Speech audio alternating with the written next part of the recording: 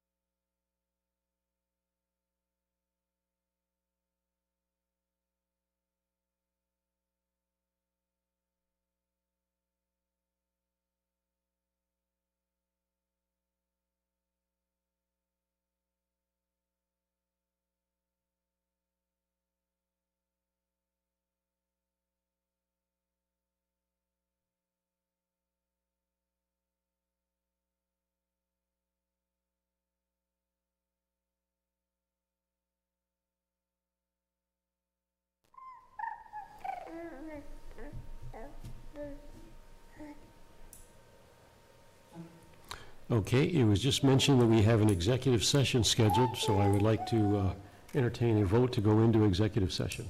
I make a motion we go into executive session in accordance with 1 MRSA 405 subsection 6A. Second. Okay, all in favor? Okay, thank you. We are in executive session.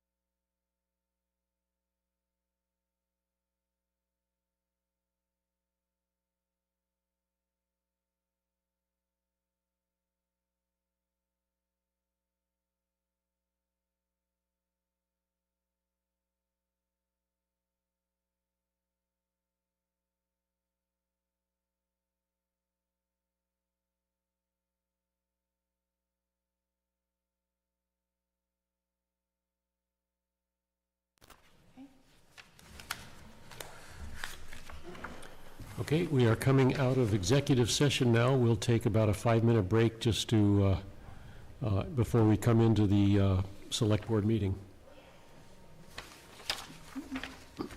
I'll make copies.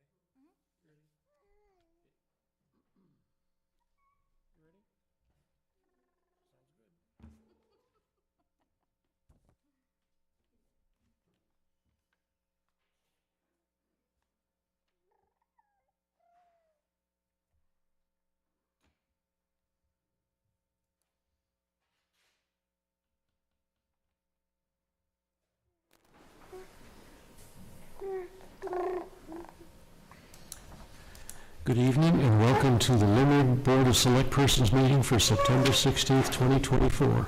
Please join us for the flag salute.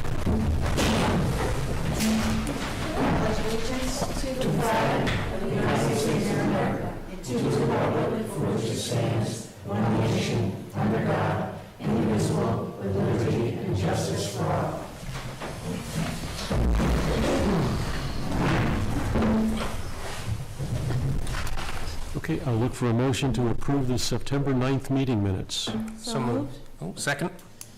Okay, any discussion? All in favor? Look for a motion to accept the warrants. We're looking for September 9th and September 16th. So moved. Second. All in favor? Abstain.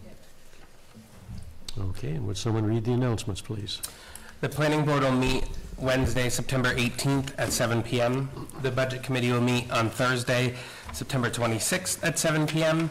Budgets to be reviewed will be the treasurer, the CEO, and the constable templates. The select board will meet on Monday, September 23rd, starting with an executive session, 36 MRSA 841-2 at 6 p.m. with the board meeting to follow. The public hearing for the November warrant articles will be held on Monday, September 30th at 6 p.m. with the select board meeting to follow. The fire department will be hosting an open house of the new station on Saturday, October 12th from 9 to 12 p.m. All are invited to attend. The appeals board has 2 vacant seats to fill. Please reach out to the select board admin if interested at 793-4475. As a reminder, if you're speaking at any meeting, please go to the microphone so everyone will be able to hear. And as part of the hearing, a citizen policy, no personal attacks on any individual or firm, including town employees, town officials, or members of the public will be tolerated during any meetings. Please direct concerns about individual employees or town officials to the chairman of the Board of Select Persons outside the public meeting. And please stay current with town information by visiting www.limerickme.org. Okay, thank you. Going on to department reports, we've got a couple of reports at least. Stan?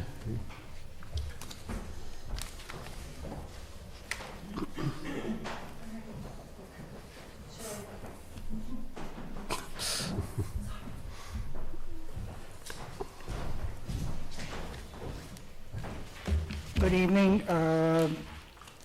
Stan Hackett, Code Enforcement, and whatever other titles that I have tonight. I do not carry Springfield, Ohio with me tonight, so we can skip the cats and the dogs.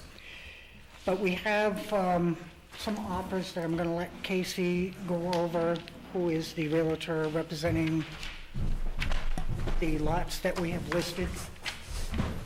And then we have some new listings, which Alicia is handing out now. They're color-coded by group.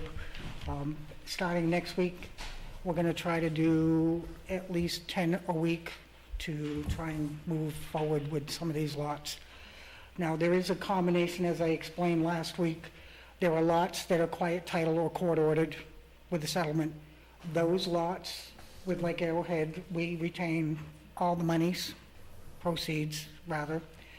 The tax acquired, it doesn't matter when they were tax acquired. We will sell them there. I have to go through and do a spreadsheet for the main revenue service back to the date that we acquired it and put it at the actual land value that it was supposed to be. What a lot of people don't understand is, for your tax purposes, if the town owns the property, whether it was the select board doing the assessing or whether it's Michael Donald who does the assessing now, the town-owned properties, the assessed value is lowballed or valued very little.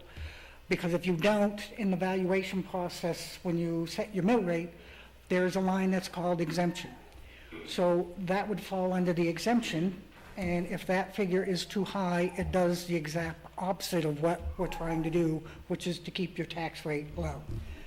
If that exemption line is too high because it's a tax-acquired property, the state of Maine is also going to penalize or sanction the town because it doesn't encourage the town owning properties.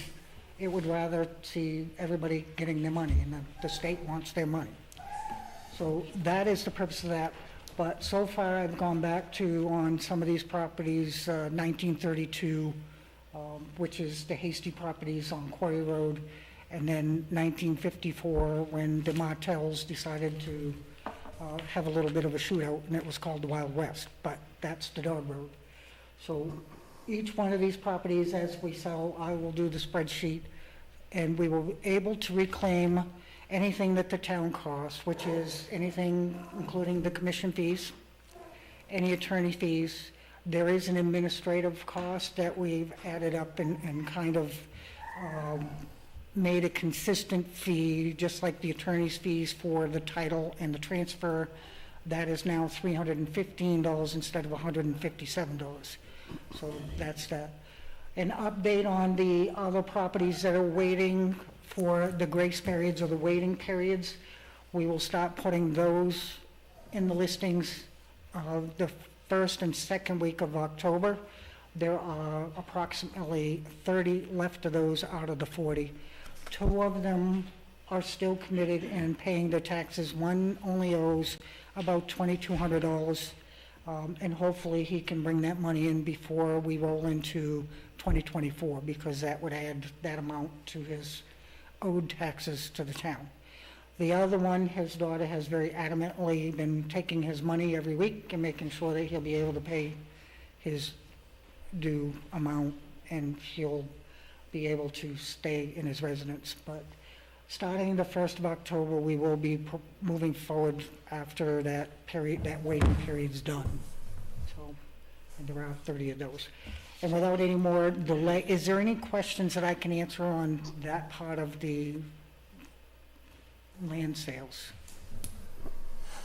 If not, and you think of something afterwards, I can answer those. But I'm going to let Casey take the room and handle the offers that we've had for Lot 106, and then you can go on to the listings.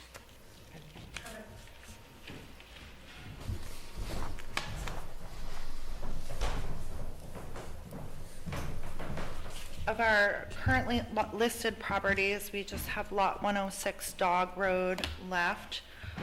We received 3 offers this week.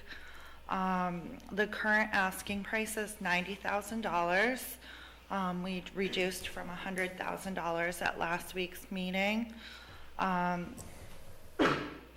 These offers are in the order that they were received. And I'll start with offer 1.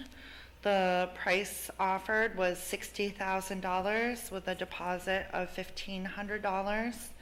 This offer is not subject to inspections. It is subject to receiving a land loan, which we did receive a pre-approval for that buyer for this property, and a closing date of October 18th. Offer number 2 was a price of $45,000 with a $500 deposit, not subject to inspections. This was a cash offer, but with no proof of funds included, but it is due in 5 days, with a closing date of the 30th, which I'm not sure is actually possible, because it's not enough time for title to do their job in most cases. Offer number 3 was for a price of $51,000, had a deposit of $1,000. They included the wrong deed type, which I think was a common mistake we had last week. It was subject to a deed restriction investigation by the buyer. The rest of the inspection section was left incomplete. The offer was a cash offer, but no proof of funds was provided, and the offer didn't indicate that they would be provided within a certain amount of days. It said that it had already been provided, which it was not. And then the closing date of October 16th. Based on our current price at $90,000 and the offers that we have, I would recommend a counter offer to buyer 1 for $80,000. If the counter offer is not accepted, I would recommend that the board reduce the price to $80,000 to see if another buyer might be procured.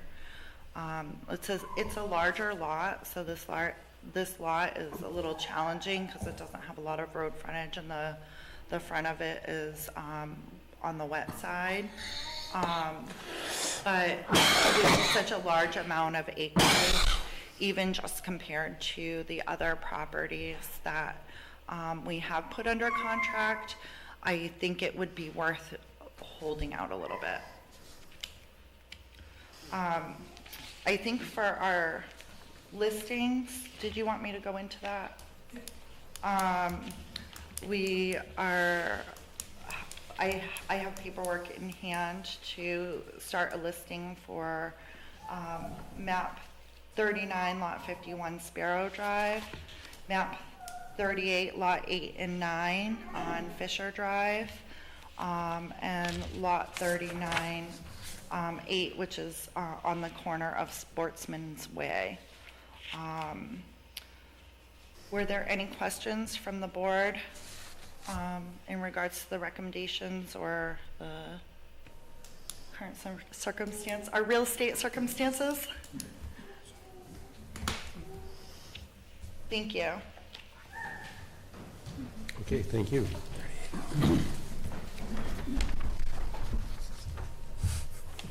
So it's up to the board to vote on Lot 106 if you recommend countering, and if they don't accept the offer, recommend relisting it at $80,000.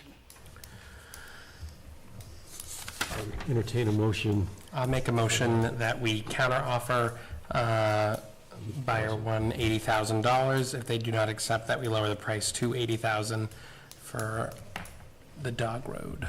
Second. Can we counteroffer all three people? You can only counteroffer one at a time, because if it's accepted, you can't sell it to 3 people at the same time. Once a counteroffer is accepted, it's a contract. Okay, all in favor? So that vote carried. Now, on the listings, which are the 3 individual lots, map 38, lot 37, map 39, lot 8, and map 39, lot 51. You can either vote on them as a whole to list them, or if you choose, we can vote individually on those.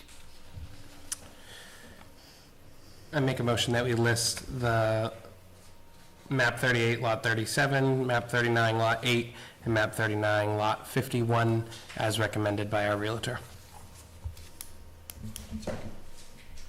Are these all Lake Arrowhead individual lots? These 3 are, yes. Okay, I think we need a second to have discussion. We did. Second. Oh, we have a second, okay, thank you.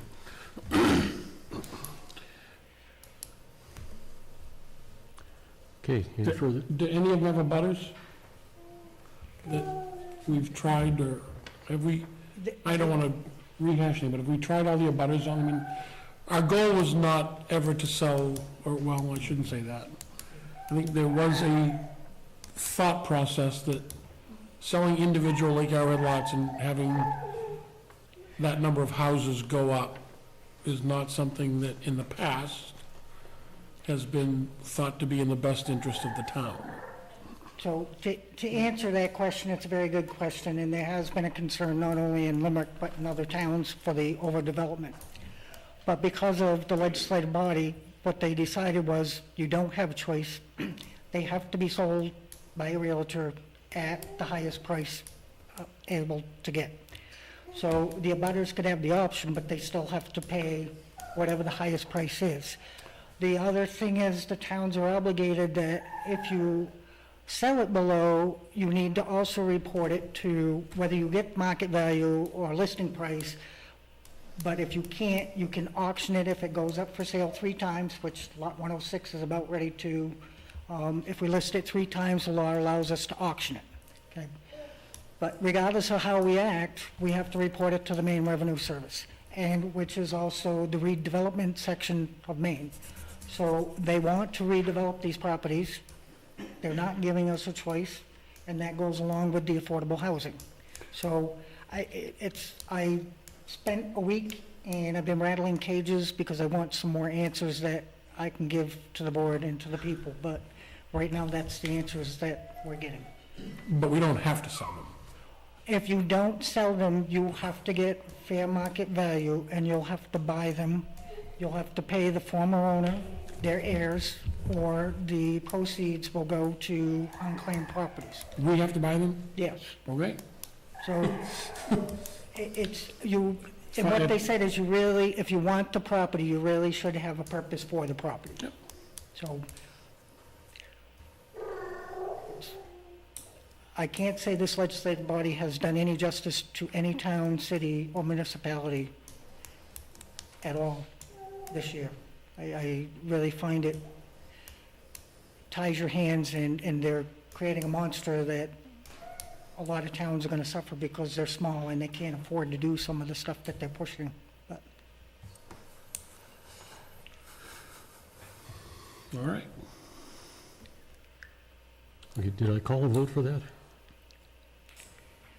Yeah, we have Did vote, we have a okay. motion in a second. Yes. Need a vote? Okay, all in favor? one of the other things, keep in mind, we can slow down the rate of the sales too. It doesn't mean you have to sell everything today. So that is one thing, and then hopefully, I know I've told everybody before, but for 2 towns, I'm still actively involved in the Legislative Policy Committee, and everybody knows in Limerick that I've got the biggest mouth. So I do squawk continuously, and I am still fighting for the benefit of all of us on those areas. So we're working very hard.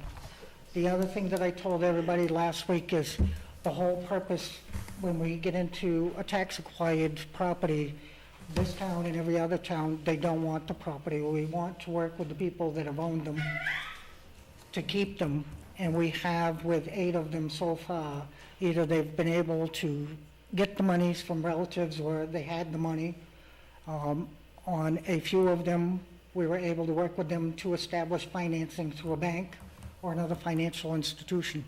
So if anybody of those property owners comes to me, that is the same offer that I will give them, and work my best to help them get the financing they need if it's available to retain their properties. So, so if you know of anybody that is in that situation, it is all confidential. We don't air the property names or nothing, but we will do that for them. Is there anything else? Thank you. Gil's got the listings that you guys will pass on after the meeting. We'll sign them after the meeting. Thank you. Okay, Dave McLean from the Charter Commission.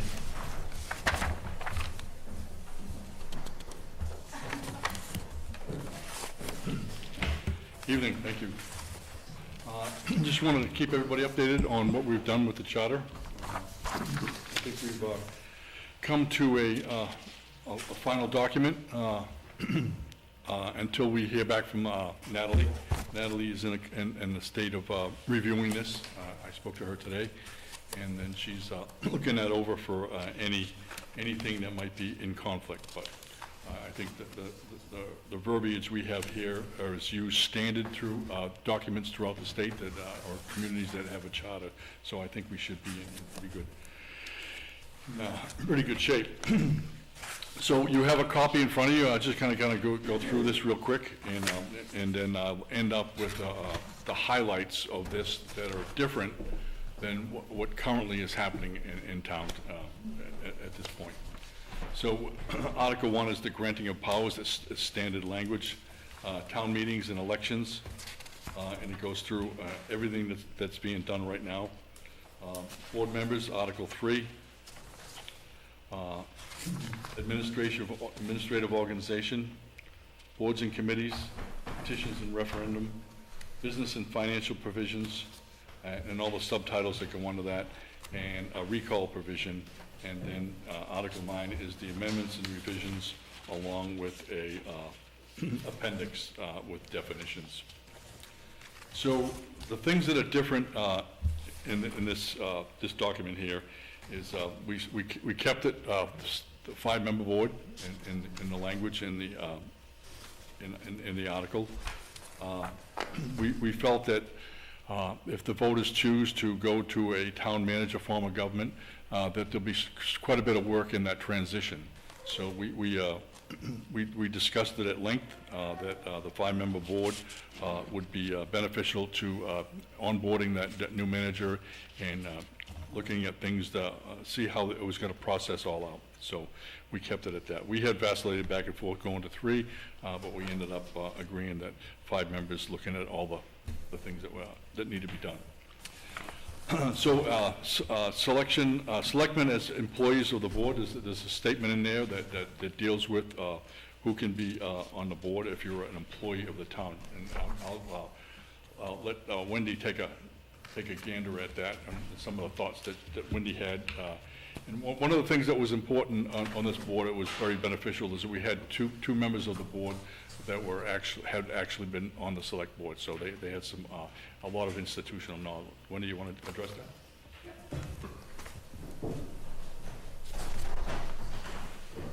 Good evening, everyone. I'm here to address the article on incompatibility of office or being an employee of the town while being on the select board.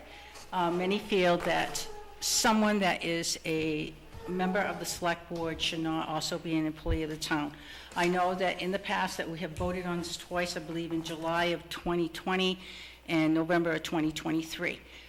One of the things that we found that was not fair with those two articles is the first one, which the first one excluded all employees, which is fine. All employees not to be on the select board. When it was rewritten, it made an exception to the rule, and the exception was a fire department employee. Well, if you're going to allow one, you have to allow all. So the Charter Commission, reviewing through it, felt that no employee of the town should be a member of the select board in a paid position, because incompatibilities can exist doing that.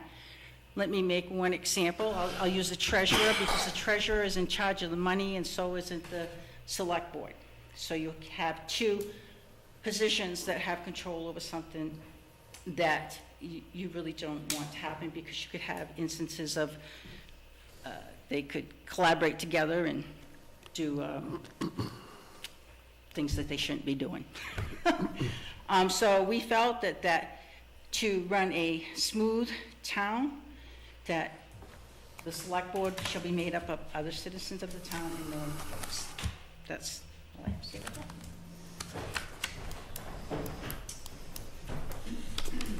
So the other part that's different than the way business is being conducted right now is the elected versus appointed officials. So in the charter, we've laid out elected officials will finish out their term, and then the town manager will put out a request for people that are interested in those positions, and they'll apply for those positions, and the town manager will appoint based on the approval of the select board. So that's one of the differences here. So we have 5 members on the board, incompatibility, elected and appointed officials, and the last one is the hiring of a town manager to run the day-to-day operations of the town. So I know I've spoken to a lot of you and a lot of other people, and they think that the workload and all the responsibilities that are on the Board of Selectmen right now are beyond what people can handle on a daily basis. So the move to a town manager is what we're recommending. So moving on from here, Landalee has the documents. It's going to take a day or so.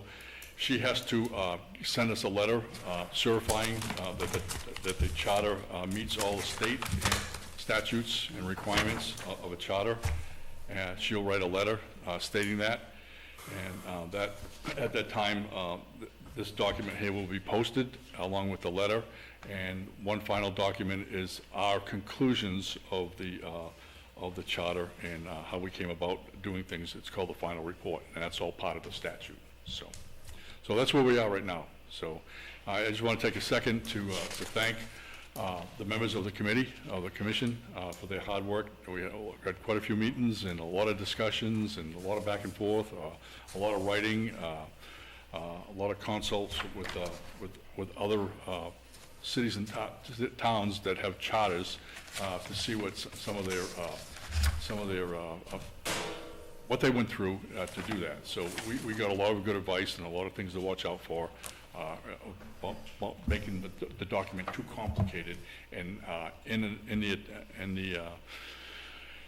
event that the citizens see fit to put a town manager in here, we didn't want to hamstring that particular manager with too many things that would be in a document that he wouldn't be able to work with. And it would have, over time, it would have to be redacted. So that's where we are. I'd certainly entertain any questions. Is there anything in here for qualifications of the town manager position? Like who would be eligible to run, who wouldn't be eligible to run? That's a really good question. I know we have a job description in our folders. I don't know where It will be this, somebody that runs, it's somebody we hire. well, somebody we hire. So I gave you a rough paper on the job description, and the job description is bullet pointed through the actual charter itself. It does outline everything. I did not put the qualifications on it because I felt that that's not the job of the Charter Commission. The qualifications is what the Select Board itself is looking for based on the information in the charter. I also have for you a job salary survey that was done, and it was done through Maine Municipal. I'm going to give you each a copy of that. And if you look on the back of this too, you'll see that the job also has other titles that can go with it, but I would stick to what the charter has laid out. And I look at these.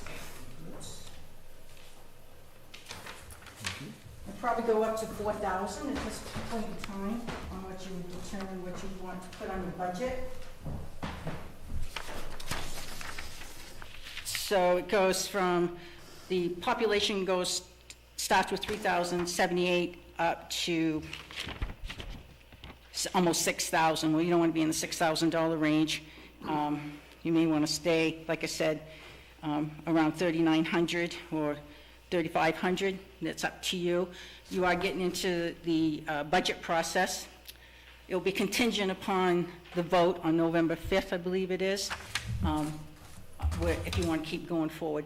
But I felt for the board that it's important for you to get this far in the process and not wait till the last moment, because once it's passed, you're going to want to start looking, and you may want to look out to Maine Municipal to help you get a, they call them headhunters, to go out and find someone to do the job for you.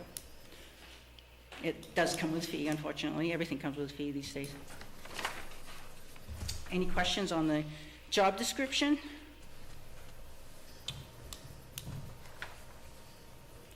Again, the job description, again, I did a rough draft of it, went through every article.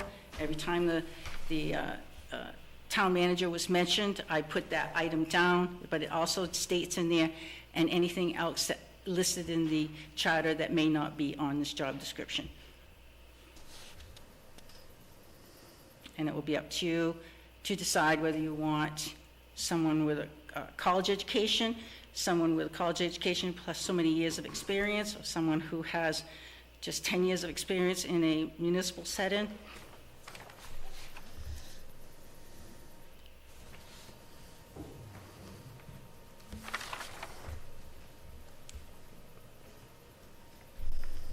And if you need any more assistance with it, you can reach out to the Charter Commission. Thank you. Okay, thank you. So that's, Brady, that's one segment of it? So Yeah. that would be, so if the charter amendment passes, then the board would have to put out a request or find somebody, like Maine Municipal Association, that would do all that work for you. Okay. And my opinion, they're the professionals, they do this a lot.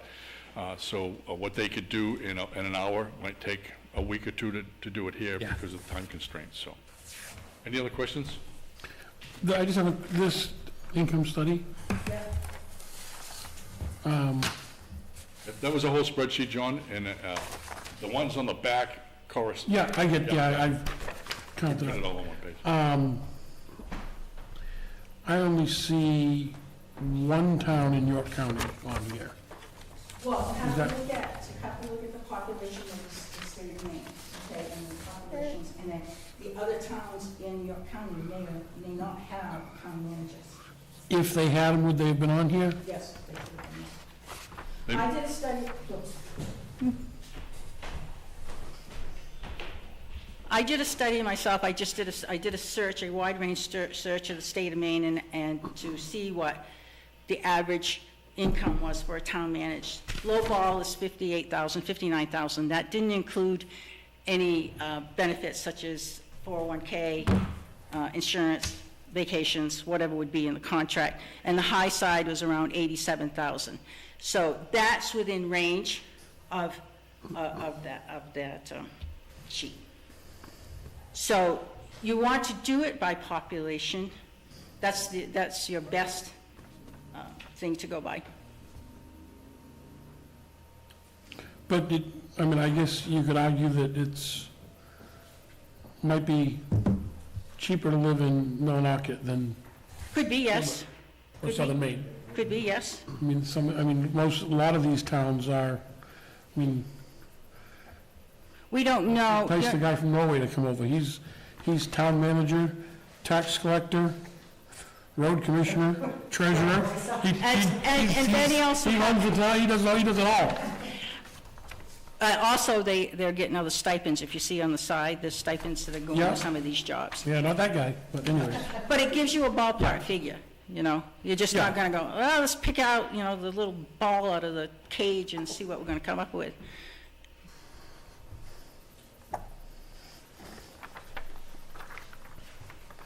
Also, too, if you reach out to Maine Municipal, they'll give you more information on that. Somebody on the board will need to do that.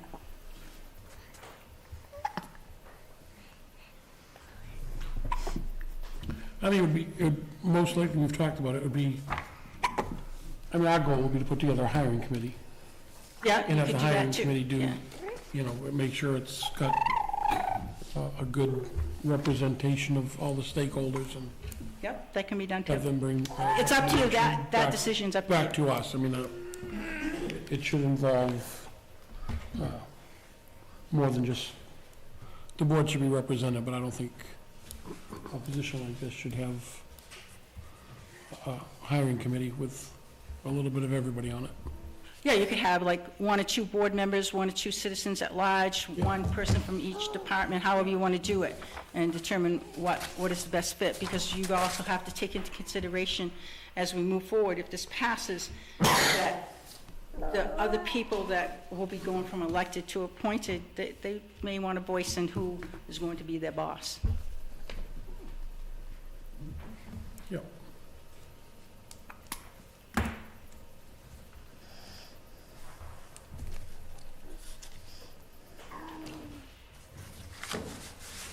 Any other questions?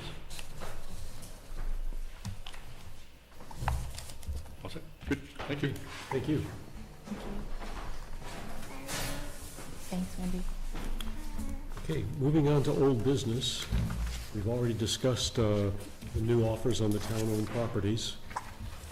And we got review legal accounts. I didn't notice any. Did you see anything I missed? I didn't see any. Go in there.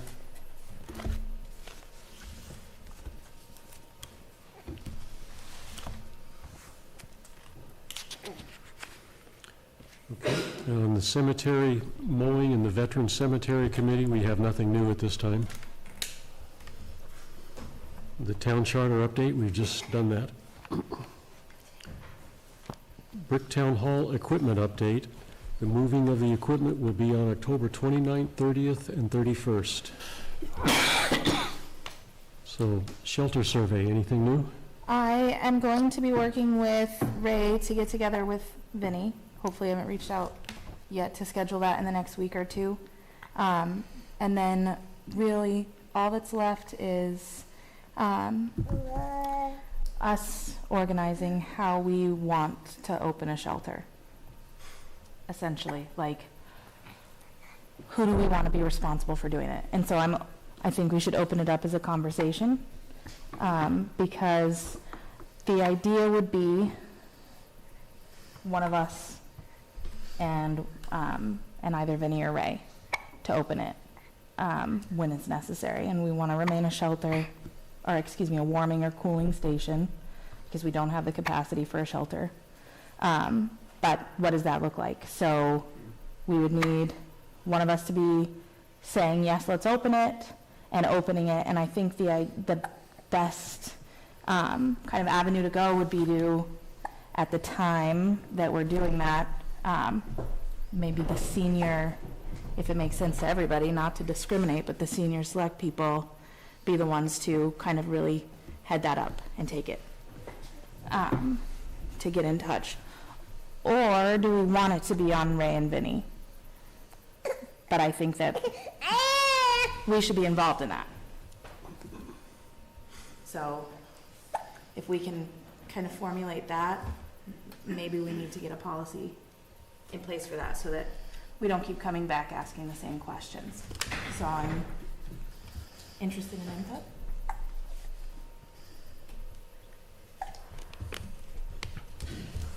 I definitely like the idea of having somebody from the select board and also one of those two. Yeah. Would that be the chairman or vice chairman or somebody? Yeah. I think also in past discussions that I've had with Ray, there are trainings that at minimum we should have a couple of in each of us to be qualified, for lack of a better term, to be a part of that. It's something as the select board we're responsible to have. So we've got to look into those. It isn't through, as far as I understand it, MMA, but we can get in touch with Ray. I know he was working on getting some information to me regarding that so that we can get that training and have it. And then, so we can get a policy in place for that, to have one of us and one of them, and just kind of outline, should it be chair, vice chair? Do we, I mean, I don't want to keep pushing it off, but should we wait to see if we have a town manager position? Have it be the town manager? A manager? Well, then there's the other question. Is he going to be a full-time town manager and on call? I can't say that, Gil. Yes, please. I wouldn't push, if there's something you have in place now, Yeah, and you want to do it, such as this shelter, yeah, I wouldn't push it off to the future, because we know what happens when you kick the can down the road. yeah. So you may want to choose between a select board member and Vinny or someone on the fire department. Right.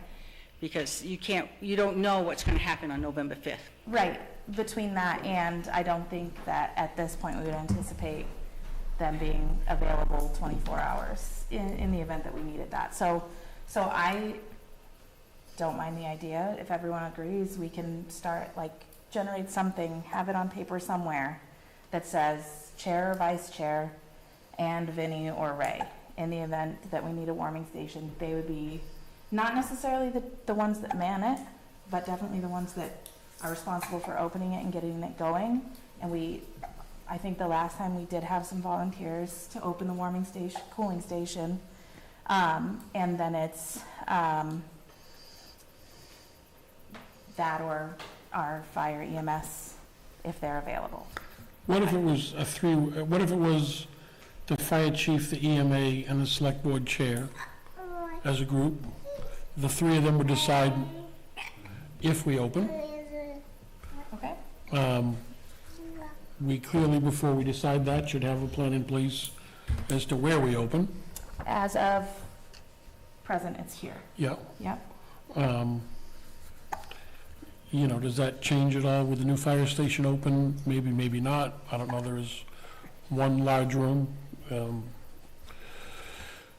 There's a generator up there. There's not here. So does that location change I now know, that we have that building? I think that a part of the discussion that Ray and I had previously, after the fire station was open, when we did the cooling station here, a part of the reason why I think we're unsure is because of the security, the bays, having the doors, there's complete access to those bays. Is that a risk to anyone who goes to the cooling station? If there are small children, for instance, if they go out there and then they have to go out on a call, what if, what ifs? I think the bay doors, I mean, that bay can be locked off, and if it can't, I mean, if it can, it should be. I mean, Right. every door up there is access controlled, Okay. so I mean, if it's, Reasonable. it should be able to be come through the main entry into that one big central room that could be used as an area. I mean, I know it's kind of immediate, but it's All the certainly. doors from the living quarters side they're only access controlled, so from the bay to get inside to the living quarters, it's locked, but to get from the living quarters to get outside, it's unlocked. To get to the bay is unlocked. Can it be locked though? Probably not for a fire, if there's a fire, probably has to be locked. And that was just a conversation that we had at the time, but there has been more conversation and it might be possible in the future. But I think getting the three of them and possibly the vice chair, if the chair's not available, involved is a good idea when opening the cooling station. So that's a good place to start. And then, let me see. The thing that we want to kind of stay away from, like I mentioned a second ago, Vinny and Ray together, I think could open it, but I think it still should be under the advice, or at least communication with the select board. So we wouldn't want them, not that it wouldn't be beneficial, but we all need to be in the know. I do want to just touch base on the FEMA relief. He's still working tirelessly to obtain some of that. He's got all of the numbers that he needs from the town, I think with the exception of the road commissioner. And then we should see some, I think that going forward, that'll be something that we are able to obtain. Should we set aside some funds for people who are trying to man either cooling or warming, since I know we were wondering where we paid for people the last time we did the cooling station. So I don't know if it just be in one of our budgets I think it would be in Ray's. here, it's in raise. I think It it should should be in the EMA, so he should have his right now, or has Yeah. returned it. Yes, I do have it, I don't know. If it's not, It hadn't been. I know that it hasn't. The last. Right, and that was when him and I talked about it, Okay. possibly going forward, so we should see if it's in there. And if it's not, we can talk to him about it and add it. I mean, you never know. You Yeah. may not need it. So, hopefully Vinny will have, and Ray will be able to all meet up in the next week or so to get this one off this old business. Good, thanks for all you're doing on that, Katie. Okay, moving on, the squad truck bid review update, that's on hold still. And update on Microsoft Exchange email, that's coming in December. Trio training update, moving forward with payroll. We'll need to follow up with Julie and should be moving forward with, the payroll, so that's, Should we be moving forward? We paid for that already. That just seems to be the decision to me. If we pay for it and if we can go to it without it causing any issues, then I think we need to go for it. It needs to be implemented. Yeah. I believe so. So, I guess I see 4 people that get paychecks here. So I'll put you on the spot. Are your paychecks coming out accurate recently? As far as like vacation time where it shows and all that stuff?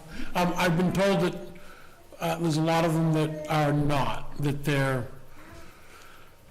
their vacation time, their PTO, whatever items are listed, their pay may be correct, and in some cases, that hasn't been, but We had 1 week that it wasn't, she fixed that, All right. but everything else is just as Laura used to do it. Or But Hasn't changed. all those numbers show correctly, like paid time off, vacation time, Right. We're down to Yeah. 1 hour. yep, So I do know there's having issues because they were getting, some were getting it for 8 hours when they really don't work a 8-hour day. They work a 5-hour day, then on a holiday, they should get 5 hours. Like that was the issue. yeah. I know the fire department's had some issues with the paid time off and the vacation time, and a lot of it not showing accurately, so it's a item we're paying for. I don't know why we're not using it, and it would take a little bit of pressure off the treasurer, Yeah, I would think. you wanna work with me on that with Tria, like I just don't. I straightened it out with my crew down there, with Julie. And they tell her if they're sick, take it out of PTO time, or if it's a vacation, they tell her. Otherwise, if somebody doesn't work a particular day, she doesn't know whether they're sick or whether it's vacation time unless she's told. Shouldn't they be telling you when you put on their time card, or, I mean, wouldn't that make, I put it on my time card on the left-hand side, Yeah. the hours that they work, and if they, if it's paid, if they kept time Okay. off, it's either their PTO time or vacation time. yep, I think some of the issues are, is I know somebody up at the fire department who works 24-hour shifts, but the way that it punches on the time card, it looks like they're only working 12, so they only get paid for 12, when they're really working 24 or 36, and the PTO either, like, they'll use some PTO and it will go down, and then it will stay at that level for like 5 pay periods, and then it will start going up. So I think moving to the platform is definitely needed to get everything back in line, and especially if we're paying for it. When they turn in their time cards, so if they have a different time card for each 12 hours No, it's one time card for the whole week. for the whole week. It's the same type of time cards we use here. Just like if it's during the week.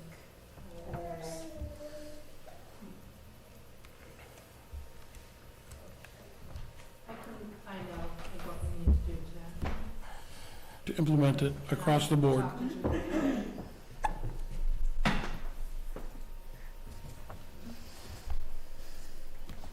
Okay, moving forward, we have work on capital project requests and town manager template. So we do have some of that town manager issues that have been given to us by the Charter Commission. So in the capital project request, I believe that's part of the budget process. So those are the capital project requests are the ones that you guys have to decide are going to be questions or money that you're looking to, move from the unassigned account for paving or painting, any other that we have to start putting those together for this budget season.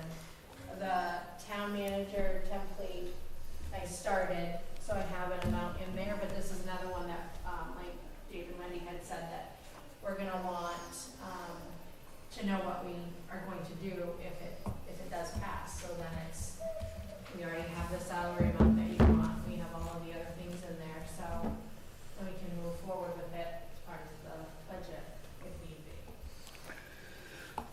Okay, As far as the capital accounts, do you know off the top of your head, I know Stan got an estimate for this building, and he emailed it to us all. We have, yes, we do have, we have a couple of paving quotes, For this building? yes. Do you remember what they were? I have them.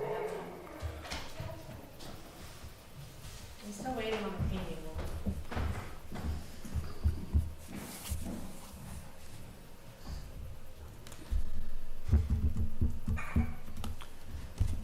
okay, well, we'll move on while she's, oh, there it is.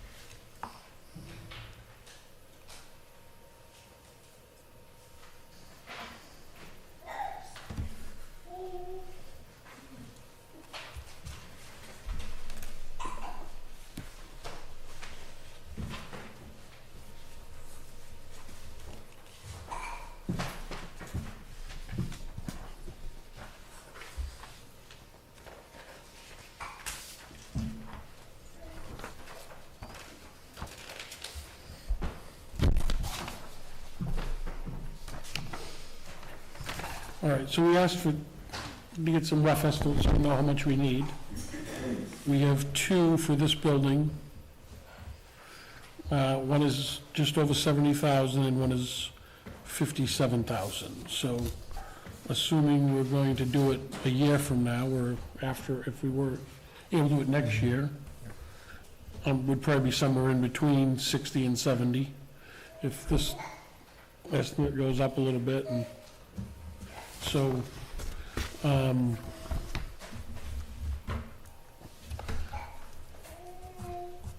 we have, one of those accounts has 20 and one has 40, I believe, right? Do you know?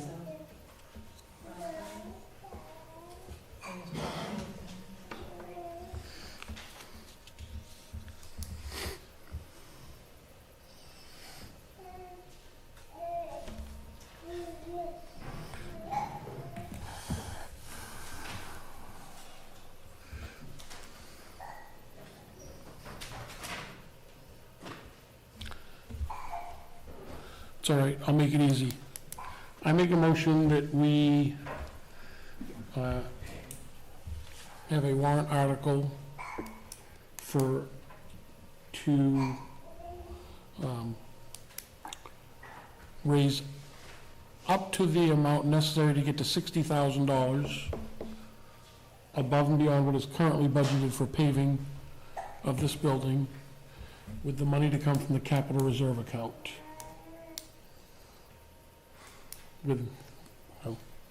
That would be the motion. So we know we're gonna need 60, we have something, but don't know what the number quite is yet. Once we find that number out, we can use it. I'll second that. My recollection is we put 25 toward the paving. Yeah, one of them has been approved twice, and one of them has only been approved once. Right, yeah, the paving, has two installments. Yeah.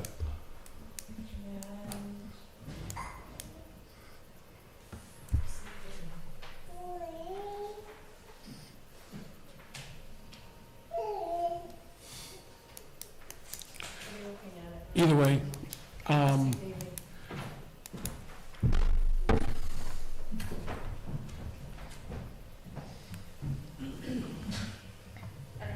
do know we have one.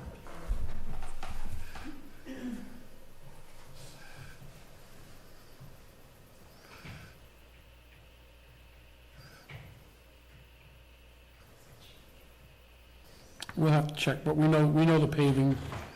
The paving here is 25. Which I think we've done it. What's that? I think we've done it twice. Well, It didn't pass, did it, the second time? well, we did paving and painting together 2 years ago, and they both passed. But this We did them this last time, one passed and one didn't. I don't know which one, but clearly whatever one, the money hasn't, Painting passed. painting passed, painting didn't, but the money clearly hasn't been transferred to the appropriate account, so, so as far as I don't want to make a motion with an actual number in it until we know the correct number. And I don't know if this 25,000 number is correct. So my motion stands at up to, we raise the additional funds up to $60,000 above the current reserve account for paving of this building to come out of the capital reserve, the general capital reserve account.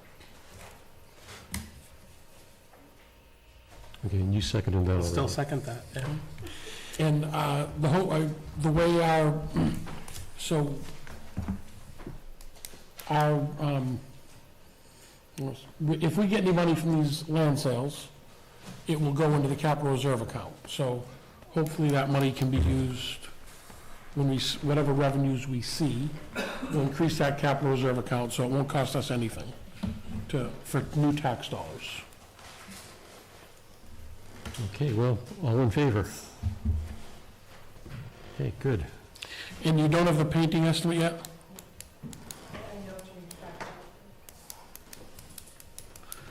I'll make another motion that we place a warrant article to, and it'll have to be worded correctly, but to move $50,000 from the capital reserve account to the capital reserve project account for painting this building. Second. Okay, all in favor? I think that's good, this It's building two needs some work. projects we started, we gotta get them going. So are those the only two? You know of? Wasn't there some discussion of painting or siding the building? It Yeah. did Will say it for still painting. qualify for That was the Still- wording, the it's wording still is painting or siding, Okay. yes. Can I ask a question on the paving?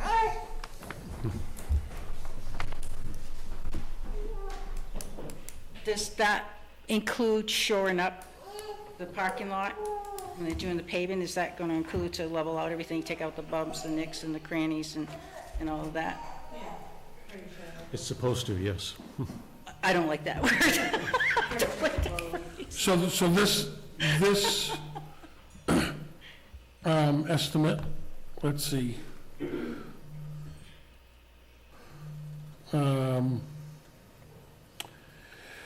So this says, the first one is clean and prep asphalt services, saw cut, road and other transitions, apply tack coat adhesive, and then lay 2.5 inches of asphalt and roll and compact. This one talks about the pipe trench out there, fixing that and bringing that up to the current level. And this says excavate and pave, 2 inches.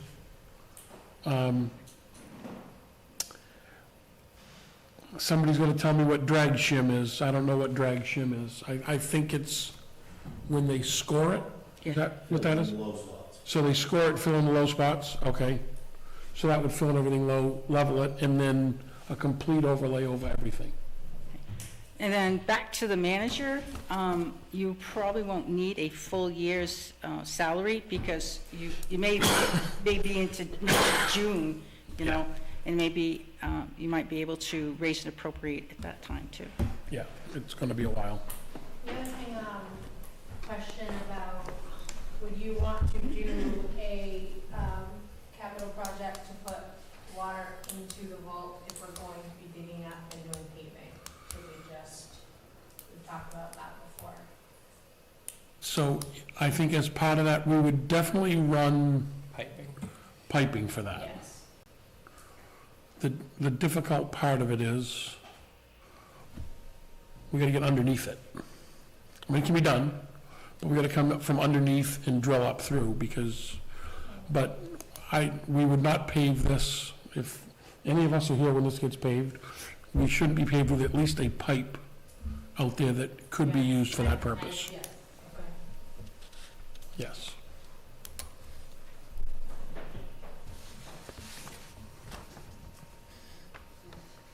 Do you want to discuss town manager template tonight? I'd rather look at the numbers a little bit myself, but I can leave it on there. Judy had a concern about this building in her office.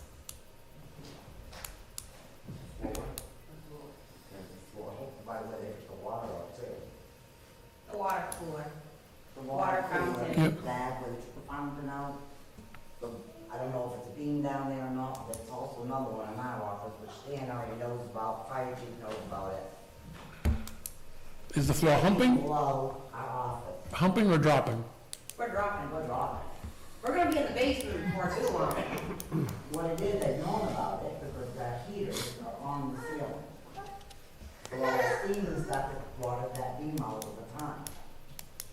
So I said, fire chief and Stan both moved out a couple years ago.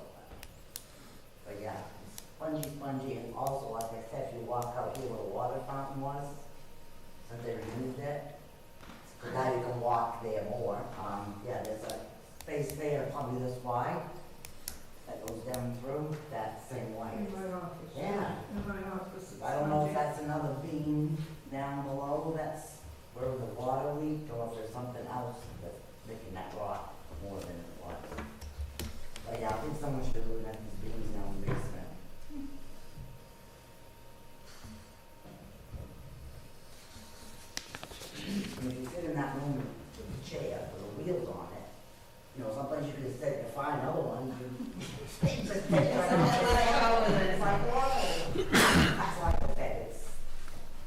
me on it. Can we ask Isaac to look at those areas, maybe expose it and see if he sees anything happening, and from there?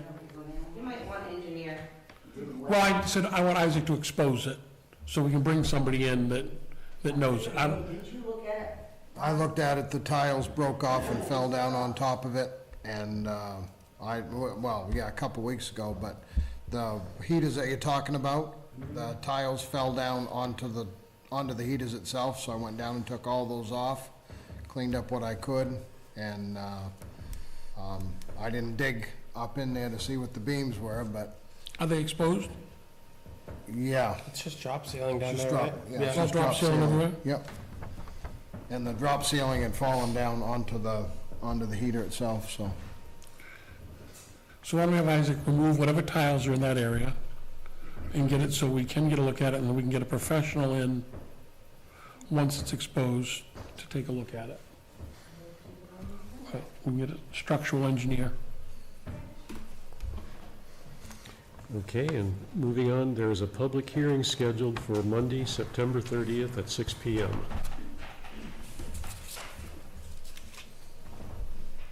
Okay, moving on to new business.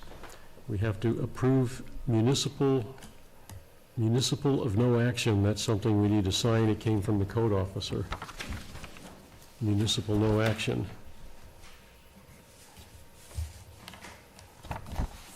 So, Do you have that? yes.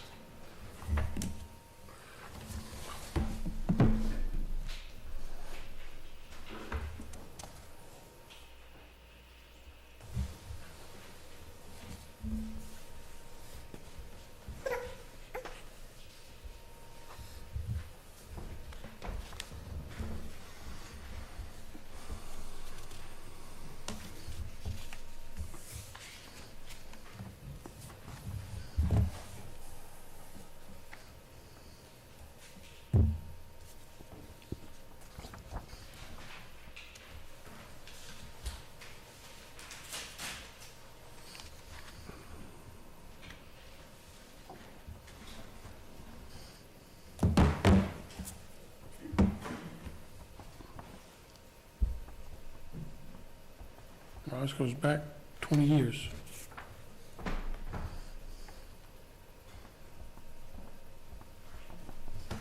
There's that's where that came about.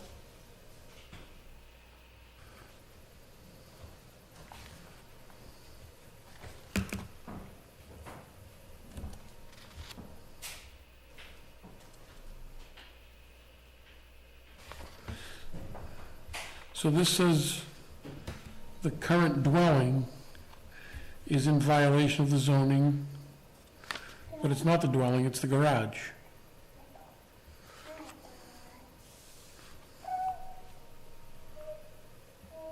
According to the survey, this says they were issued a permit to build a garage in 2000. It says the permit was legally issued and all requirements of the permit were met and approved by the code enforcement officer. It says, having been issued a valid permit, they didn't knowingly violate anything, but it says the current dwelling is in fact in violation of limit zoning.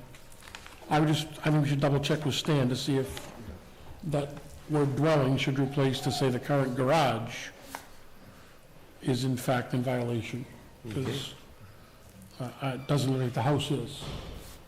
Okay, well, we'll get more information and keep that under, Well, I don't want to hold it up. I mean, I would say, I make a motion, we sign it pending confirmation with the code officer that the word dwelling should possibly be changed to garage. Second. did I hear a second? Yeah, okay. All in favor? Okay, we'll sign that after the meeting.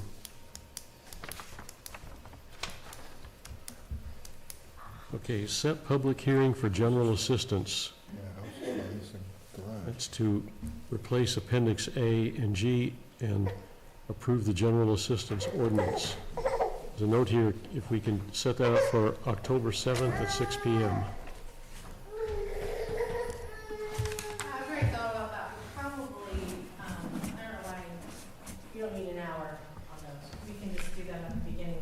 that takes 2 minutes. Yeah. Yeah, that's a, I think I just have it in my head anytime I do a public hearing, I'm always thinking out It- before. But no, those are just through the state, they're just their changes every year, we have to Right. have a public hearing and accept them. So we could do 7 o'clock, but they have to be done within that week, or before that, end of that week, so that's why I said the 7th. Okay, October 7th at 6 o'clock, at 7 o'clock. Yes. Just change the motion and. I make a motion, we set a public hearing for General assistance. general assistance for October 7th at 7 PM. I will second that. Okay, all in favor? Okay. And here there's signed CMP application for pole location.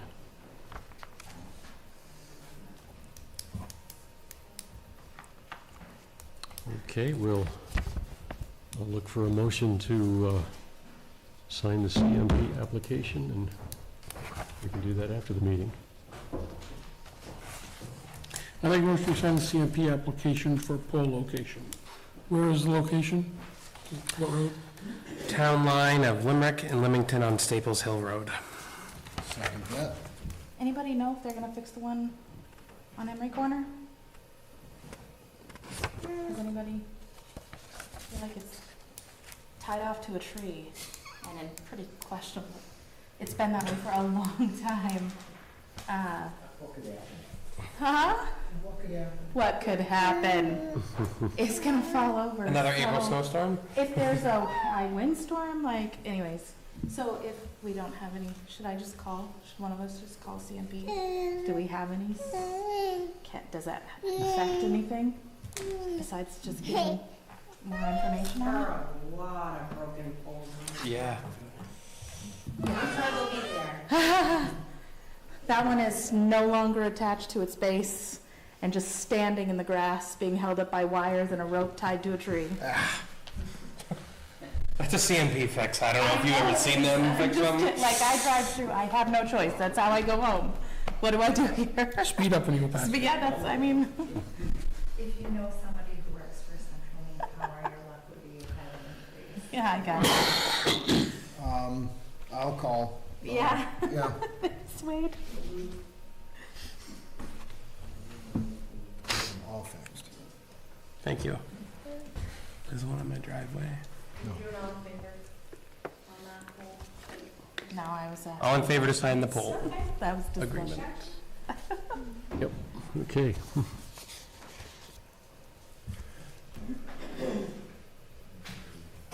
Okay, next item is review of HVAC services approval to get quote.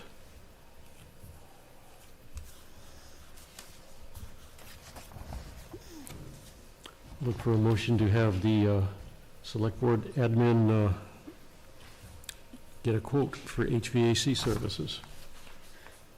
For the company HVAC services? Yes, Inc. So the only thing they do is the vault, correct? Gil can read the, when they came to do their service, there is an issue. Okay, they're recommending replacement of the mini-split heat pump due to age, condition, and suspected refrigerant leak. Unit is critical to room and recommendation should be taken wisely. And that's for the vault. Yes. Can you reread that? They're recommending why? It says, recommend replacement of mini-split heat pump due to age, condition, and suspected refrigerant leak. Unit is critical to room and recommendation should be taken wisely.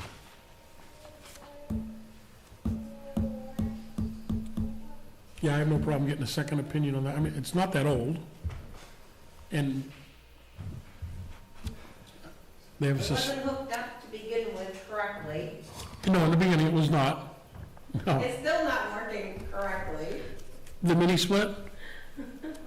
Whatever's out I there. heard that alarm go off.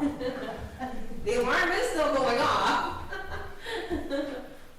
I do know, like I said, the books and stuff, I wasn't even out there. I've been going out to stand along to try to find some stuff Yep. for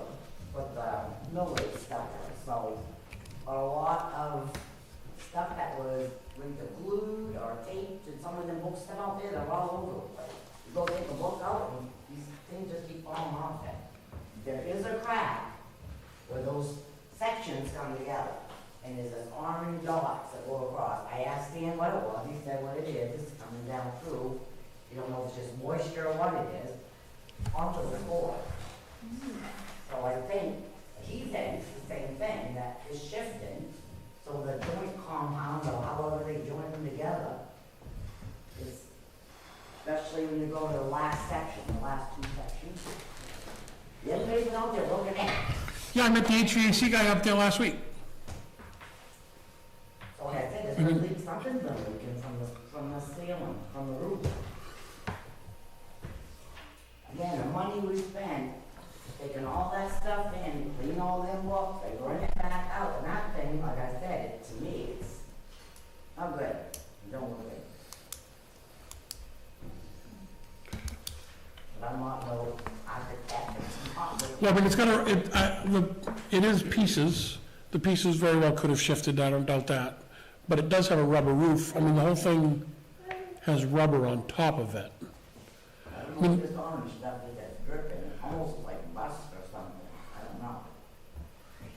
I mean, if it was and I'm not saying it's not, but if it were leaking, it would leak every time it rained. And I don't think that, it's not wet in there every time it rains. Okay, so this could happen. My guess is that probably from the time that the humidifier that we bought that's too big for that building, over-humidified it, and it got very moist in there, would be my guess. Again, I'm not saying. Just in the last couple months though, when all Yeah. the orange stuff, it hasn't, before that, it hasn't, but now there's new cracks and it definitely, the climate control is not controlled. When you go out there, even if it isn't humid, and it just feels clammy. I can't even explain it, it just don't feel right. I don't go out there very often, it's just that. Yeah, I mean, it's a, That alarm has been going on every time you turn around. And they sent that invoice in, they're the ones that, $184 whatever it was, for something they did. They had that on the bottom of the invoice saying that they wisely recommend that you get something new, or something different. Those are the ones, I guess, that's been servicing it. So, I would think they know what they're talking about. I do know that when the town voted to go ahead and put $14,000 aside to replace that was put in by Mr. Hogan. because that's not even the original one. That one out here? Yeah. They had to get it all hooked up backwards and stuff, but the other company didn't want nothing to do with it, but they put a whole new system. That's what I'm saying. The original one that was put in when the building was built was put in improperly.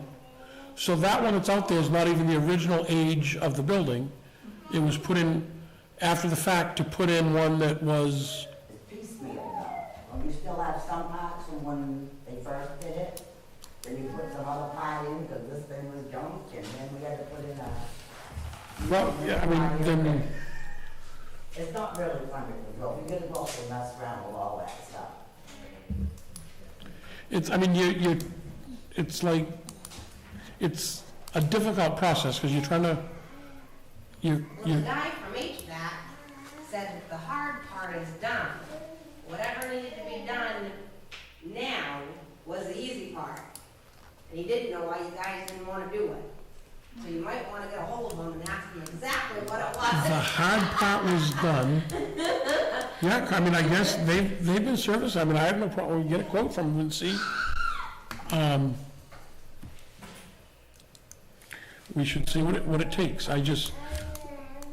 When a guy writes there's a suspected refrigerant leak, that makes me nervous. Is there a leak? I mean, he should know if there's a leak or not. I mean, is it leaking or isn't it? I mean, but yeah, have them come out and quote a new mini split and see if that's what it's gonna cost to replace it. I mean, they're not huge money, and it's not gonna take a very big one. So we certainly ought to, I mean, when I met him out there last week, we talked about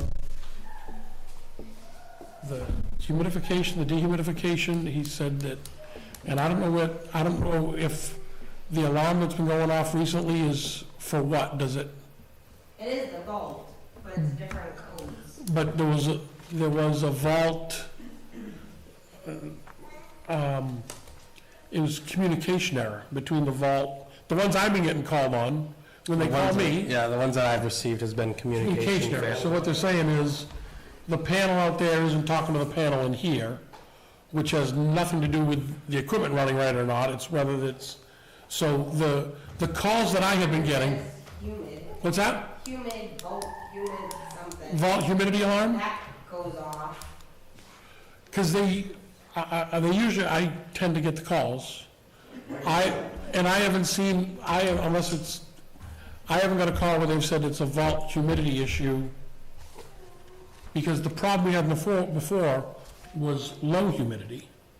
Right, this time of year we've got high humidity, and the dehumidification apparently is working properly, according to the guy who was there last week, and said, you shouldn't have any problem with high humidity. He said, but until you get water out here, we can't control the low humidity. That's the same guy that you talked to that wrote that on the bottom of that invoice. Has to be, because that was the same, he was out here doing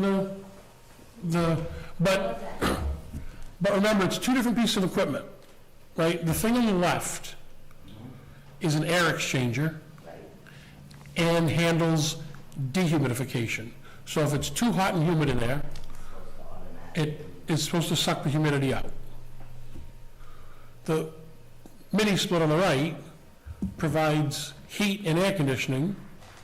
I personally don't think those two things are working well together, because when you turn on the air conditioning piece of it, it also works as a dehumidifier.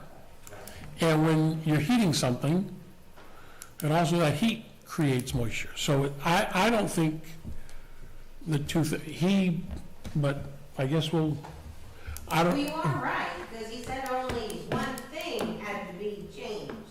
It wasn't both. The guy. Yeah, so, yeah, well, we'll get a price on it. Find out. Can't be that much.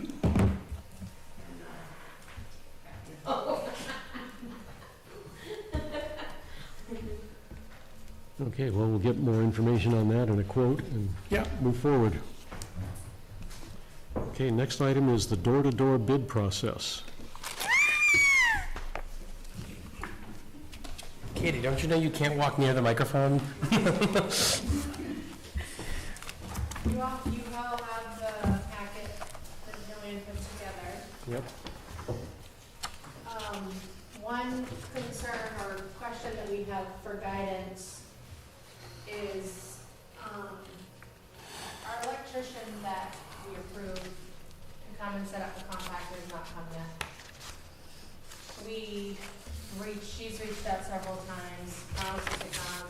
We don't really have a time frame. We don't know when. So that's one concern that we have. Part of this has two spots in it in the exhibit. C&H. So our question is, if we put this bid out, do we ask the contractors to bid with C&H, which is about leaving rollaway containers, and do it with or without, so we can get, if our compactor is hooked up by the time that the end of the year comes, when this is null and void and we start again, then we would have the two figures. Or how do we want to move forward with that? What does C have to do with the compactor? So C is under contract, page 1 will go away if the compactor is put online. So we won't need that to be part of the quote for the door-to-door. H is the specifications for the compactor. So what we're saying is, if the compactor's hooked up, we don't need those in there anymore. But because we haven't been able to get anything from the electrician on when that might happen, not done before the end of the year, maybe we have to have that part of our contract for a little bit. We don't know. The other question is, do we have the ability, we did prove our electrician, at this point, has been not very good communication.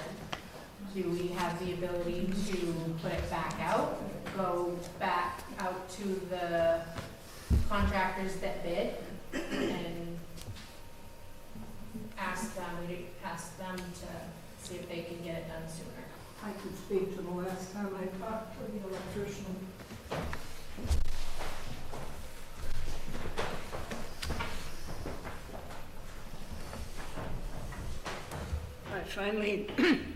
I finally cornered him here. He was putting in a receptacle for Julie that the town had been waiting for. And I told him that we have to have this done. And he indicated 3 weeks ago that he would get right on it, and nothing. I've also had Steve Richardson try to contact with him, because Steve's going to have to be there in tandem with the electrician. The problem that we have is we have to have this hooked up by January 1st. 2025 is the deadline. No more open-top containers with household trash. So we have to have this up and operating before January 1st. C is the 2 containers that Mellon provides for us down there for household trash. They're open-top containers. If we have our own compactor, we don't have to have those 2 containers. C says contractor must refuse to pick up non-combustible trash, white goods, or other waste. C and H are the 2. C and H. Right, Joanne? C What does C have to do with, C says the Look contractor, under H in the contract. So go to H. H I understand. H makes sense, says, And C is, I think, in the performance standards, different document. They both pertain to the same thing. They provide 2 40-yard containers, and they haul them weekly at no extra okay, all right, expense. so it's C in the agreement, and it's H, In the performance standards? it's H in the specifications. Yeah. Okay, well, they say the same thing, 2 different spots, basically. The only other thing that we could do is if we can't get an electrician to do it, we'd have to take 2 other containers, put them where Mellon's container is between now and the end of the year. And, but we can't go beyond January 1st.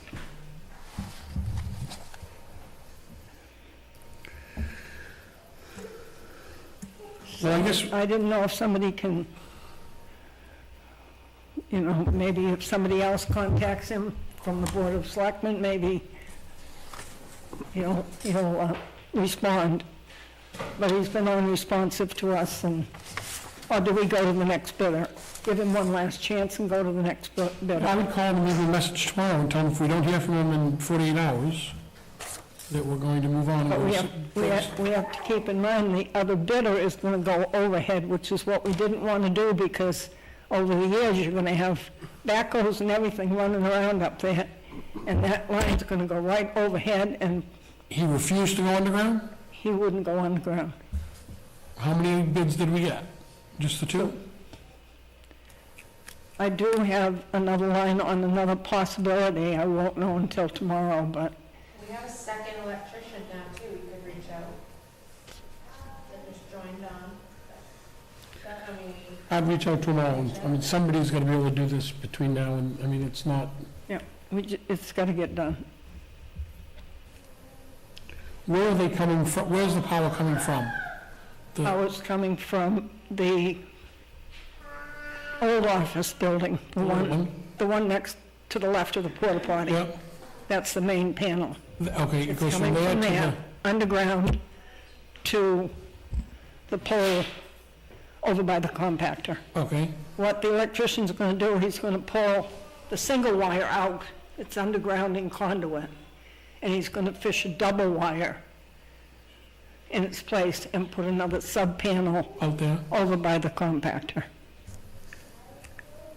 The other electrician wanted to put a pole in and go overhead, right across. And I can see that it's going to be problems in the future with backhoes and everything running around. And how much was attributed for the electrician? Do you remember how much it was? Bid, Yeah, it was 11,400 something, I believe. okay. The All other, right. the other bid was over 14. To go overhead. Overhead. But that's, the price isn't the problem, it's the overhead, I Yeah. think. I'd say reach out to him Thing- tomorrow. The good thing is, we're not behind on putting this out to bid, because last year when I typed the letter to go to the different haulers, it was September 10th, so, we're only a few days off what we did in 2021. So do you want to at least review this for the week and then bring this back so that we can get this out? Maybe we'll know more too. And in the meantime, I'll follow up on that third electrician and see if we can, I'll reach out to him. I'd like to wait a week before we send these out. Yeah, no, that's what I mean. And, but in that week, I would like to reach out to Mellon and see if they're willing to present us a price for the next 3 years and extend their contract. I mean, they've served us well. Assuming it's not an exorbitant increase, we could extend their contract and move forward. you're going to have to talk with Mike, not Steve's. Yeah. Mike is. I'll give Mike a call tomorrow. I had talked to both of them about that several months ago when they said they would get back, but I'll call him tomorrow. Maybe we extend it for a year, just to get through this process with the understanding They would be, will release anything. there's going to be some changes made. Yeah. Okay, next item is discussion of password box. I'd like to just put that on next week. If I can. I didn't, She wants to put it on next week. next week, we'll defer that.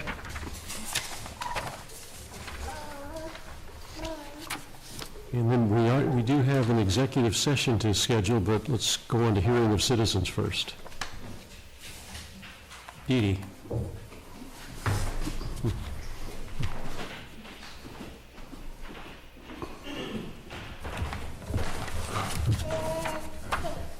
I'm here to be a Saco River Community Television rep for the town of Limerick tonight. Taking off my hat, switching for a second.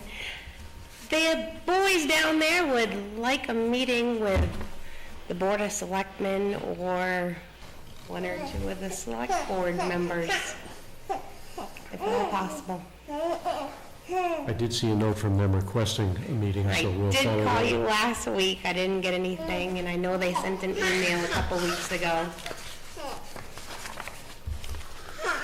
We got the email and we'll follow up with It's them. urgent. Yeah, okay. Who was the guy who was here, the last person to come and speak? Patrick, That was Patrick. he's the manager. He's the manager. Is he the one requesting a meeting? What's that? Is he the one that would be meeting with us, or? Him, David Blaze, he's the tech that normally comes and helps out with anything technical. Ross has been here a couple times. And David Blaze works for them? Yes. Okay. But he gave us, so, I know he gave us a quote to move equipment under his name. Does he work, I'm curious, because he gave a quote to move the equipment, it was after the fact, from the Bricktown Hall to here. Okay. Does he do that on his own, or does he do it on behalf of SR? I guess we could ask him when he comes.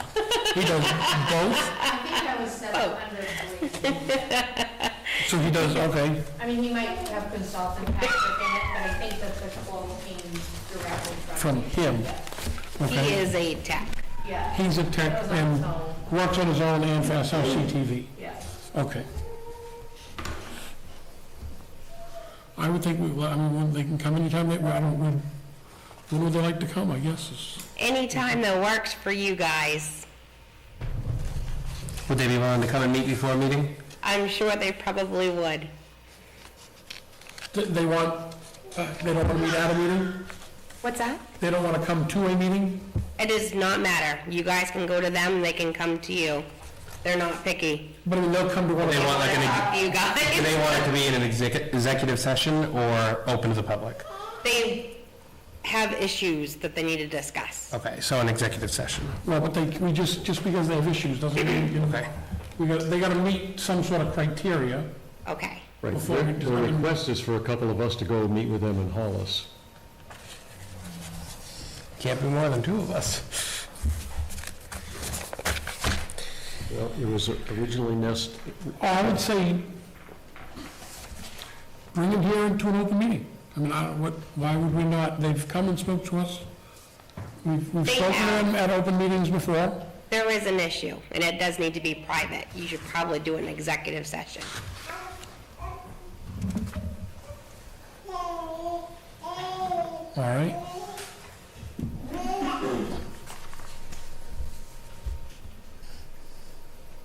Or two of you go to them to discuss a few issues.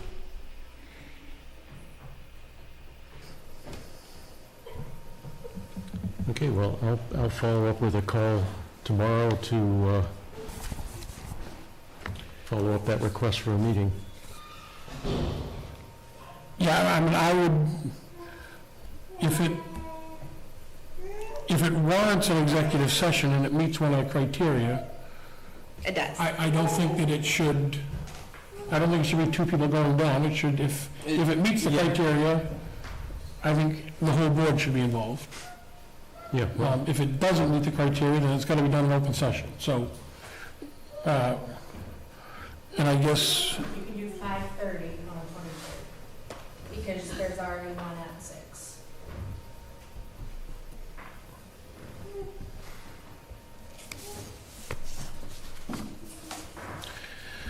I guess it would be important for Gil, for you to find out what the issue is and if it meets one of the criteria or not. I mean, they're technically a subcontractor of ours. I mean, I don't know. Well, they're the ones that see to it that we are alive every week, so. Yeah, but I mean, they would be considered a subcontractor. I mean, it would be, so I think you need to find out yeah, what their reason is, and I'll call them and get more information. Okay.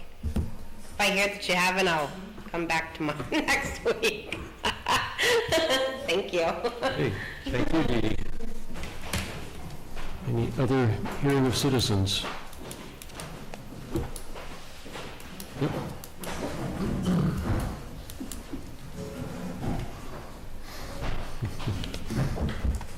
Hi, Brad Libby. Is the cameras and everything working? Can they see me at home? Yeah. Oh, okay, because they couldn't earlier, and then you could, and then you couldn't, so I'm just wondering. But I got a couple of things on my plate here. Several weeks ago, a lady from Lake Arrowhead came in, and she was concerned with the reassessment, and had asked the selectmen to get O'Donnell Associates to have some transparency, give us some idea of how they arrived at the figures they arrived at for the value of her property. I don't know why, but I never heard any more about it. Was that ever resolved? Did she get an answer? Did anything come of it? Or did she just ask a question and nothing happened? Well, I think the process was explained that basically, they need to come in and meet with O'Donnell. Okay. All right, because I've got some questions myself. I spoke with John a couple of weeks ago, and you were very helpful and kind of brought me to an understanding of some of the questions that I have. But I got my tax bill, got looking at it, and it's gone up a lot. No question about that. But I guess my concern is that I have never seen anyone from O'Donnell's, from the town of Limerick, come around my property. Nobody's been in my house, nobody's walked around my house, but yet they've assessed my value at twice what it was when I purchased it. And how does anybody know? What criteria did they use? Did they look at somebody else's house that they've never been in before? Say, well, we're just gonna say that's it? They don't go in any house unless you invite them in. Okay. But they don't enter the interior of anybody's house unless you have a reason to invite them in. And I will guarantee you, because I questioned the exact same thing on my own house, they will produce you pictures of the day and time they were at your building. I'd love to see it. I'd love to see it. The new ones are on the website, right? Yeah. I don't know if this, yeah, you can. The new ones from my house are on the website. There'll be a picture on the website, there'll be a new picture on the website of your building that was taken in the past several months when they were there. Yeah. And they have personally been to, or they were supposed to visit every property in person. But Okay. it could have been when you weren't there, but I said the same thing to them, and they showed me a picture of my back deck that was new, so, Okay. they were there. There again, without looking a little bit deeper, I just cannot see how they can assess a value on my property when they've never seen it, never been inside the barn, never been in the cellar. They've just never been in there. I'm just a little flabbergasted, that's all. Thank you. Okay, anyone else? Deb?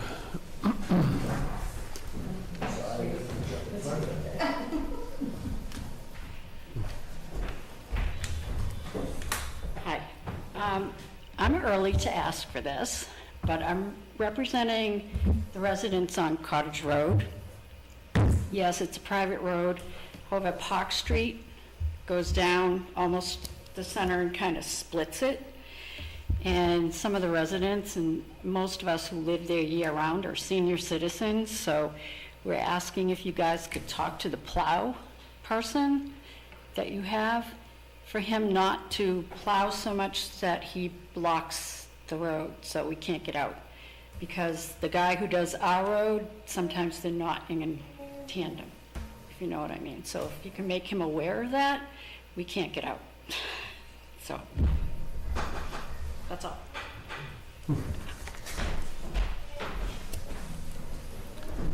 Okay, anyone else?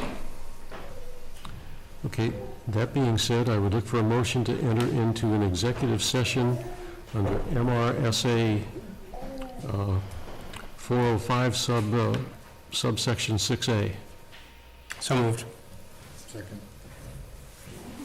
Okay, all in favor? Okay.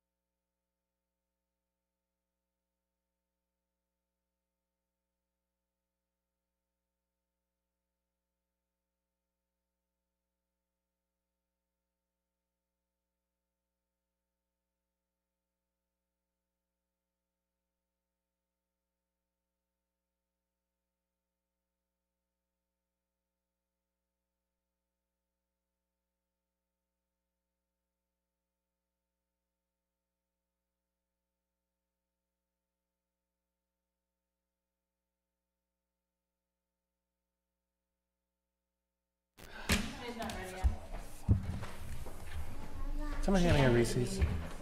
What's that? A Reese's, please. We're good now?